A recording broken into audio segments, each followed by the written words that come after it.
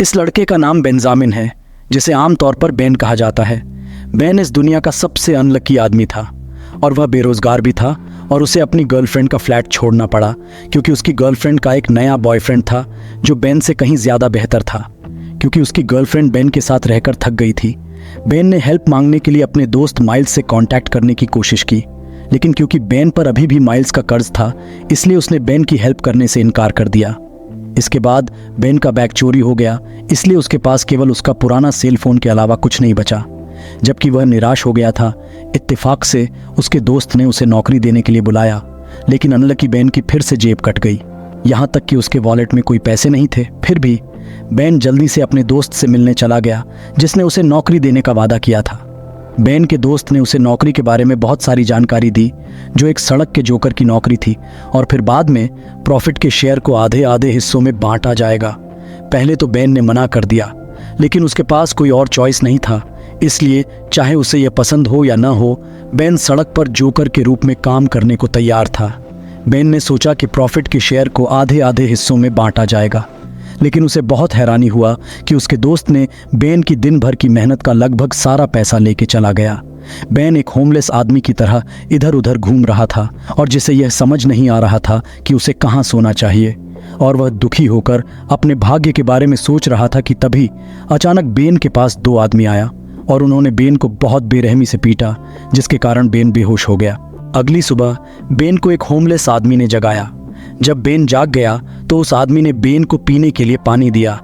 Thank you के तौर पर बेन ने उसे पैसे देकर उसकी मेहरबानी का बदला चुकाया, लेकिन अजीब बात यह थी कि उस आदमी ने उसे एक पैंट दी और फिर बिना कुछ कहे चला गया। बेन ने जल्दी से पैंट पहन लिया। उस दिन बेन अपने बुरी तरह घायल शरीर की स्थिति की जांच करने के लिए डॉक्टर के पास गया। ये एक सरप्राइज जैसा था जब डॉक्टर ने कहा कि बेन को चिंता करने की कोई बात नहीं है क्योंकि वह पूरी तरह स्वस्थ है। इसके बाद बेन को एडमिशन फीस भरना होगा, लेकिन उसके पास हेल्थ इंश्योरेंस नहीं था, इसलिए एडमिन ऑफिसर बेन से तुरंत फीस भरने के लिए बोलता रहा, यह चेक करने के लिए कि उसके पास कोई पैसा नहीं है। बेन ने अपनी पैंट की जेब में हाथ डालकर देखा तो अचानक से उसे सभी बिल्स को भरने के लिए काफ़ी पैसा मिल गया था। जब बेन वापस जा रहा था तो वह गलती से अपने पुराने दोस्त नेल्सन से मिला। वे दोनों ड्रग डीलर के रूप में एक साथ काम करते थे। नेल्सन से मिलते ही बेन डर गया। उसे डर था कि नेल्सन उसे इल्लीगल सामान का डीलिंग करने के लिए जोर देगा। इस बीच नेल्सन बेन को देखकर खुश हुआ, जिसके पास अब बहुत सारा पैसा था। नेल्सन ने बेन से लंच पर ले जाने की बात कही। खाने की दुकान पर पहुंचने के बाद ही अचानक नेल्सन को ड्रग डीलर बॉस ग्लिच से एक कॉल मिली। नेल्सन ने ग्लिच को बताया कि वह अभी बेन के साथ है। बेशक ग्लिच सीधे बेन से बात करना चाहता था और उसने बेन को अपने घर आने के लिए कहा। जबरदस्ती बेन ने अपने पहले बॉस से मुलाकात की। ग्लिच ने बेन को वापस आने और ड्रग डीलर के रूप में उनके साथ शामिल होने का ऑफर दिया, लेकिन ग्लिच की बात सुनने के बजाय बेन ने सिर्फ एक खूबसूरत लड़की नोवा को देखे जा रहा था, जो दुर्भाग्य से एक ड्रग डीलर भी है। बेन को बुरी तरह पीटा गया और उन्होंने पैसे मांगे। जब बेन ने कहा कि उसके पास बिल्कुल भी पैसे नहीं हैं, तो वे गुस्सा गए। उन्हें लगा कि बेन सिर्फ बहाने बना रहा है, इसलिए उन्होंने बेन की पैंट की जेबें चेक की। कुछ ही पलों बाद उन्हें पैसे मिल गए। असल में बेन को यह भी नहीं पता था कि पैसे कहाँ से आए, क्योंकि जहाँ तक उसे याद है उसके पास बिल्कुल भी पैसे नहीं थे। उसके बाद बेन को जाने दिया गया। वहाँ से जाते समय बेन अपनी जेब में पड़े पैसों के बारे में सोचता रहा, जब तक कि उसे इसके बारे में सपना नहीं आया। अपने सपने में बेन ने देखा कि उसकी पैंट ने अरबों डॉलर कमाए हैं। जब वह सपने से जागा तो उसने तुरंत अपनी पैंट की जेब चेक की। यकीनन उसकी पैंट की जेब में एटीएम की तरह ढेर सारे पैसे थे। बेन को लगने लगा कि उसने जो पैंट पहनी हुई है वह जादुई पैंट है। उस पल बेन ने वह सब कुछ खरीद लिया जो वह बहुत टाइम से खरीदना चाहता था। बेन एक आलीशान होटल में रात भर रुका। यह पहली बार था जब वह किसी आलीशान होटल में रुका था, इसलिए वह बहुत खुश था। बेन ने वह एंटीक कार भी खरीदी जिसका उसने हमेशा सपना देखा था। अगले दिन बेन ने अपने पिता को यह बताने के लिए फ़ोन किया कि अब वह खुद का खर्च उठा सकता है, इसलिए उसके पिता को अब उसकी हालत के बारे में चिंता करने की ज़रूरत नहीं है। सबसे इम्पोर्टेंट बात यह है कि उसके पिता ने अपने हेल्थ का ध्यान रखा ताकि वह बेन के जीवन के हर कीमती पल में हमेशा मौजूद रह सके, क्योंकि इसका पिता ही इस दुनिया में बेन का एकमात्र परिवार है। अपने पिता को फ़ोन करने के बाद बेन एक आर्ट गैलरी में गया। बेन को उम्मीद नहीं थी कि उस दिन वह पहले की तरह फिर से बाहर निकाले जाने की चिंता किए बिना एक आर्ट गैलरी में कदम रखेगा। उसके कुछ समय बाद बेन शॉक्ड और सरप्राइज हो गया जब उसने नोवा को देखा, जो अपने पिता क्लिंट के साथ आई थी। बेन नोवा को दूर से देखने से घबरा रहा था और नोवा ने सच में इसे नोटिस किया। नोवा ने फिर बेन के पास जाकर उसे बहुत घबरा दिया। बेन ने नोवा को बेहतर तरीके से जानने के लिए इस पल का ज़्यादा से ज़्यादा एडवांटेज उठाने की कोशिश किया। नोवा बेन के इरादे जानती थी और बेन उसे पार्क में टहलने के लिए ले जाना चाहता था। पार्क में जाने से पहले बेन ने नोवा को माइल्स के घर पर रुकने के लिए बोला ताकि वह अपने सारे कर्ज चुका सके। उसके बाद बेन और नोवा ने पार्क में अपना रोमांटिक पल बिताया। उन्हें लगा कि वे दुनिया के सबसे खुश कपल्स हैं। लेकिन अनिल के लिए यह लंबे समय तक नहीं चला, क्योंकि नोवा को उसके पिता ने बुलाया और तुरंत घर आने के लिए कहा। बेन अभी भी नोवा के साथ समय बिताना चाहता था, लेकिन उसे पहले नोवा को घर जाने देना था। अगले दिन बेन ने माइल्स को अपने पसंदीदा कैफ़े में घूमने के लिए इनवाइट करके बुलाया और कैफ़े में बिना किसी संदेह बेन ने माइल्स को अपनी मैजिकल पैंट के बारे में बताया, जिससे हर घंटे बहुत सारा पैसा कमाया जा सकता है। अनिल के लिए माइल्स ने उस पर बिल्कुल भी विश्वास नहीं किया और उसे लगा कि बेन सपना देख रहा है, क्योंकि वह अक्सर टीवी सीरियल देखता था। बेन ने इसे एक्सेप्ट नहीं किया और माइल्स से कहा कि वह इसे खुद चेक करके देख लो। यह देखने के बाद माइल्स को आखिरकार विश्वास हो गया कि बेन की जीन्स पैंट कितनी मैजिकल थी। बेन माइल्स को उस होटल में ले गया जहां वह ठहरा हुआ था। जब बेन बाथरूम में खुद को साफ कर रहा था तो माइल्स शॉक्ड था। होटल की लग्जरीनेस को देखकर अचानक ग्लिच आया और तुरंत माइल्स को तब तक पीटा जब तक वह बेहोश नहीं हो गया। बेन शोर सुनकर बाथरूम से बाहर आया। ग्लिच ने तुरंत बेन के चेहरे पर मुक्का मारा। बेन को नोवा से दूर रहने की चेतावनी दी, क्योंकि वह ग्लिच की फ्यूचर गर्लफ्रेंड है। अगर बेन उसकी बात नहीं सुनना चाहता तो ग्लिच बेन की जान लेने में संकोच नहीं करेगा। अभी जो कुछ हुआ उसके कारण बेन बहुत निराश हो गया और उसने माइल्स को बार में साथ में शराब पीने के लिए इनवाइट किया। बेन इतना नशे में था कि उसे नोवा को कॉल करने का एहसास ही नहीं हुआ। कॉल पर बेन ने नोवा पर ग्लिच को उसकी जगह के बारे में बताने का इल्ज़ाम लगाया। नोवा बेन की शिकायत को सुनकर नाराज़ हो गई और गुस्से में उसने इनकार कर दिया। बेन ने इसकी परवाह नहीं की और फिर कॉल काट दिया। जब बेन और माइल्स होटल की पार्किंग में पहुंचे तो बेन को परेशान करने वाले 2 लोन कलेक्टर अचानक उसकी कार को हाईजैक करने आए। कार में बेन ने बहुत निकलने की कोशिश की, लेकिन उन लोन कलेक्टर ने बेन और माइल्स को तब तक बिजली का झटका दिया जब तक वे बेहोश नहीं हो गए। बेन और माइल्स एक गहरे सदमे में जाग गए जब उन्होंने खुद को एक शांत जगह पर एक पेड़ से बंधा हुआ पाया। उन्होंने बंधन खोलने की कोशिश की और कई घंटे बीत जाने के बाद वे आखिरकार बंधन से छुटकारा पाने में कामयाब हो गए। माइल्स ने बेन से कहा कि वह पुलिस को फ़ोन करे, लेकिन बेन ने इसके बजाय नोवा को फ़ोन किया। यह देखकर माइल्स नाराज़ हो गया। फिर उसने तुरंत पुलिस को फ़ोन करने के लिए बेन का सेल फ़ोन पकड़ा। माइल्स घबरा गया और उसने अस्पष्ट जानकारी दी। पुलिस ने उसे जवाब देने में बहुत आलस दिखाया और फ़ोन काट दिया। अंत में उन्हें मदद की तलाश में लंबी दूरी तक चलने के लिए लाचार होना पड़ा। बिना किसी मदद के इधर उधर घूमने के बाद उन्होंने आराम करने और सबसे पहले पास के स्टॉल पर खाना खाने का फैसला किया। बेन ने अपनी सौतेली माँ मेलोडी को कॉल करके परिवार की कंडीशन के बारे में पूछा। मेलोडी ने बताया कि बेन के पिता बीमार हैं। इससे बेन चिंतित हो गया, इसलिए उसने उसी रात वहां जाने का फैसला किया।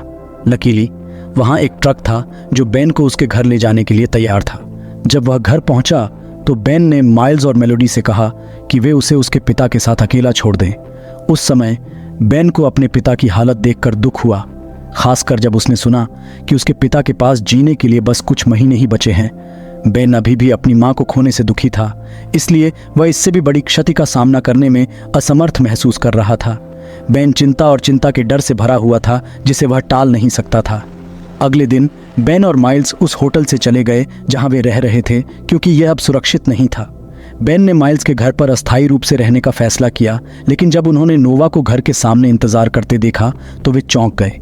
यह देखकर माइल्स ने बेन से उसे बाहर निकालने के लिए कहा, क्योंकि उसे पता चला कि यह गड़बड़ नोवा के पिता की वजह से थी, जिन्होंने 2 लोन कलेक्टर को उन्हें टार्चर करने का आदेश दिया था। बेन ने नोवा को बाहर निकालने से मना कर दिया और माइल्स से नोवा को उनके साथ रहने देने के लिए कहा। पहले तो माइल्स ने मना कर दिया, लेकिन बेन उसे तब तक मनाता रहा जब तक माइल्स मान नहीं गया और नोवा को यहाँ रहने की अनुमति नहीं दे दी। बेन बहुत खुश था और उसने इस पल का इस्तेमाल नोवा के साथ मस्ती करने में किया। फिर नोवा का हाथ गलती से बेन की पैंट की जेब में चला गया जहां कुछ पैसे मिले। अंत में बेन ने नोवा को अपनी मैजिकल जीन्स पैंट के बारे में बताया। अगले दिन माइल्स ने अचानक बेन और नोवा को पोकर गेम में हिस्सा लेकर इन्वेस्ट करने के लिए इनवाइट किया। पहले तो बेन नहीं माना क्योंकि उसे लगा कि यह सिर्फ पैसे का खेल है, लेकिन जब नोवा माइल्स के आइडिया से सहमत हो गई तो बेन ने तुरंत अपना विचार बदल दिया। जल्द ही वे पोकर खेलने की जगह पर पहुंच गए। वहां उन्होंने दूसरे खिलाड़ियों से अपना परिचय दिया। नोवा इस जगह पर अकेली महिला थी। ये जानते हुए दूसरे खिलाड़ियों ने नोवा की स्किल्स को अंडरएस्टिमेट किया, बिना यह जाने कि नोवा एक टॉप स्किल्ड पोकर खिलाड़ी है। तब से वे नोवा के स्किल्स पर भरोसा करते हुए जुआ खेलते रहे और वह हमेशा इतनी आसानी से जीत जाती थी। कुछ दिनों बाद जब वे एक कैफे में घूम रहे थे तो बेन ने ग्लिच की कार को अपने सामने से गुजरते देखा। बेन ने माइल्स के साथ जाने का फैसला किया जबकि वह नोवा के साथ जाने वाला था। रास्ते में बेन ने एक आदमी को देखा जो उसे देखता रहा। जब बेन ने उस आदमी को देखा तो उसे एहसास हुआ कि यह होमलेस आदमी था जिसने उसे मैजिकल पैंट दी थी। बेन ने उस आदमी का पीछा किया लेकिन वह तुरंत गायब हो गया और एक और जीन्स पैंट छोड़ गया। यह देखकर नोवा ने बेन को सिर्फ पैंट लाने के लिए कहा, जरूर यह भी मैजिकल पैंट होगी। बेन, माइल्स और नोवा ने पूरी रात एक एक करके पतलून पैंट देखी, लेकिन परिणाम निराशाजनक थे क्योंकि सभी जीन्स बेन की पैंट की तरह जादुई नहीं थीं। चूंकि वे ऊब चुके थे इसलिए उन्होंने यार्ड में फुटबॉल खेलने का फैसला किया। जब माइल्स और नोवा खेल रहे थे तो बेन ने अपने पिता की हालत के बारे में पूछने के लिए मेलोडी से कांटेक्ट किया। मेलोडी ने बताया कि बेन के पिता उसकी बातें सुनना नहीं चाहते थे। फोन पर बेन ने अपने पिता को सलाह दी। दूसरी ओर उन्हें पता भी नहीं चला, क्लिंट का आदमी दूर से उनकी हरकतों पर नजर रख रहा था। उस रात बेन को अचानक ग्लिच का फोन आया जिसमें उसने कहा कि उसने उसके पिता और मेलोडी को किडनैप कर लिया है। ग्लिच ने यह सब इसलिए किया क्योंकि बेन ने उसके साथ खून परेड नहीं किया और नोवा से दूर रहने का अपना वादा तोड़ दिया था। ग्लिच ने उससे $350,000 की फिरौती भी मांगी। इसी कंफ्यूजन के बीच नोवा बेन की मदद करना चाहती थी। उसके पिता और सौतेली माँ को ग्लिच से छुड़ाने की योजना बनाई। कुछ दिनों बाद क्लिंट को नोवा का एक लेटर मिला जिसमें उससे मदद मांगी गई थी। दूसरी ओर बेन रास्ते में था और उसने अपने पिता को फोन करके उनकी हालत के बारे में पूछने की कोशिश की। दुर्भाग्य से फोन का जवाब उसके पिता ने नहीं बल्कि ग्लिच ने दिया। ग्लिच ने बेन से कहा कि वह अपने पिता को बचाने के लिए जल्दी आ जाए। प्लान के मुताबिक बेन और नोवा ने अलग होने का फैसला किया। फिर बेन क्लिंट से मिला। ज्यादा कुछ कहे बिना बेन ने क्लिंट से विनती की कि वह उसे ग्लिच द्वारा मांगी गई फिरौती की रकम दे दे। पहले तो क्लिंट उसकी मदद नहीं करना चाहता था। दरअसल उसे बेन की बात पर यकीन नहीं हुआ, लेकिन जब बेन ने नोवा का संदेश दिया तो क्लिंट आखिरकार मदद करने को तैयार हो गया। क्लिंट बेन को बात करने के लिए बीच पर ले गया। क्लिंट ने बेन को बताया कि वह नोवा से कितना प्यार करता है। वह अपनी बेटी को हर तरह की मुसीबत से बचाना चाहता था, इसलिए क्लिंट हमेशा बेन पर नजर रखता था क्योंकि उसे डर था कि बेन नोवा के साथ कुछ बुरा कर देगा। इस बीच ग्लिच मेलोडी और बेन के पिता की हरकतों पर नजर रखता रहा। इससे उन्हें अपनी प्लान करने में मुश्किल हो रही थी। कुछ ही देर बाद नोवा और माइल्स बेन के घर पहुंच गए। बहुत सावधानी से कदम बढ़ाते हुए नोवा ने ग्लिच पर हमला करने की तैयारी की और आखिरकार गोलीबारी हुई। दूसरी ओर क्लिंट को यह जानने की उत्सुकता हुई कि ग्लिच को इतना पैसा क्यों चाहिए। बेन ने कहा कि इस पूरे समय ग्लिच क्लिंट की जगह लेने की कोशिश कर रहा था क्योंकि वह उसका सहकर्मी होने से तंग आ चुका था। उसी समय नोवा एक अलग कार में आई जिससे बेन को संदेह हुआ। बेन को तब झटका लगा जब उसने देखा कि ग्लिच को कार से उतरकर फिरौती के पैसे मांगते देखा। अगर बेन ने पैसे नहीं दिए तो ग्लिच ने नोवा को गोली मारने की धमकी दी, जैसा उसने बेन के पिता के साथ किया था। यह सुनकर बेन और भी इमोशनल हो गया और ग्लिच को मार डालना चाहता था, लेकिन अचानक नोवा आ गई। उस घटना के बाद बेन नोवा और माइल्स के साथ एक समुद्र तट के पास रहने लगा। उन्हें अब डरने की जरूरत नहीं थी। बेन ने फैसला किया कि अब वह अपनी मैजिकल पैंट पर निर्भर नहीं रहेगा, इसलिए बिना ज्यादा सोचे समझे उसने अपनी मैजिकल पैंट फेंक दी। लेकिन माइल्स बेन के फैसले से सहमत नहीं था। जब पैंट फेंक दी गई और किसी और ने ले ली तो माइल्स ने तुरंत उसका पीछा किया। इस बीच ग्लिच को एक पेड़ से बांध दिया गया और एक सुनसान जगह पर छोड़ दिया गया, ठीक वैसे ही जैसे पहले बेन और माइल्स के साथ हुआ था।